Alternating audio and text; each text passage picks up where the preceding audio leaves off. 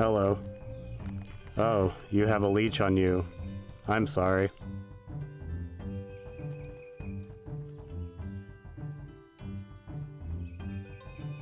The simplest and safest way to remove it is to pull the skin under its mouth taunt and slide something like a fingernail or card between its mouth and your skin, and let it fall away from you.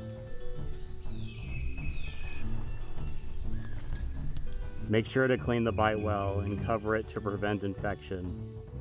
If a leech is attached to a part of the body that makes it difficult to remove, such as inside the ear or nose, seek help from a medical professional. Many people still think that plague doctors use leeches to treat patients, but that's a harmful myth. Leeches carry diseases and have very few medical benefits or uses. And until next time, do not allow leeches to dine upon your flesh.